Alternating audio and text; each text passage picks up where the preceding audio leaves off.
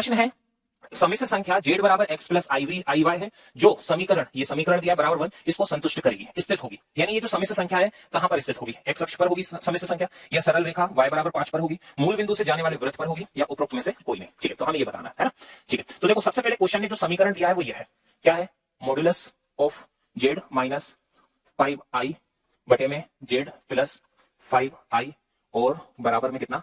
1। ठीक है, हम जानते हैं कि z माइनस 5i है ये, और ये बटे का, ये modulus of z plus 5i बटे में ना इसका 1 में गुणा होगा, तो ये कितना हो जाएगा आपका? z प्लस 5i और ये मॉडुलस। अब क्वेश्चन ने आपसे कहा है कि z की जगह आप x प्लस आई वाई रख दो, तो z की जगह अगर मैं x प्लस आई वाई रख दूंगा दोनों जगह, तो बस मैं z की जगह भी पहले x प्लस आई वाई रख देता हूं। तो z की जगह x प्लस आई वाई रख दिया और ये प्लस का 5i है। ठीक है, फिर हम क्या करेंगे? अगर हम देखें ये x है, दोनों में से अगर आप i कॉमन लोगे तो क्या बचेगा? y माइनस 5 और ये i कॉमन ले लिया, बाहर लिख दिया, और यहाँ क्या है? दोनों में से i कॉमन लोगे तो क्या बचेगा?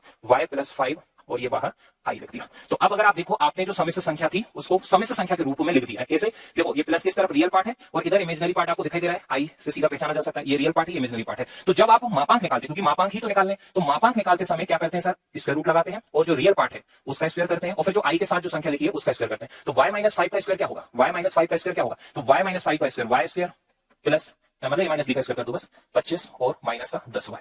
और ऐसे ही अगर आप यहां बात करें तो इधर आप मापांक निकालोगे तो अंडर रूट लगाओगे और क्या करोगे? रियल पार्ट का स्क्वायर और फिर ये इमेजिनरी पार्ट का स्क्वायर, y प्लस 5 का स्क्वायर करोगे तो y स्क्वायर प्लस 25 और प्लस का आपका 10y। ठीक है, हम जानते हैं रूट से रूट कट जाएगा, रूट से रूट कट जाएगा है ना, दोनों तरफ वर्क कर दोगे तो फिर क्या बचेगा?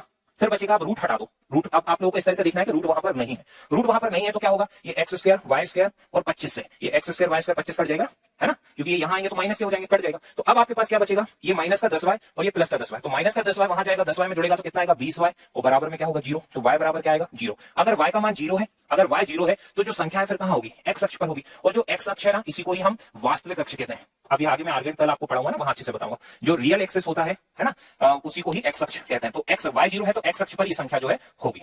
ठीक है।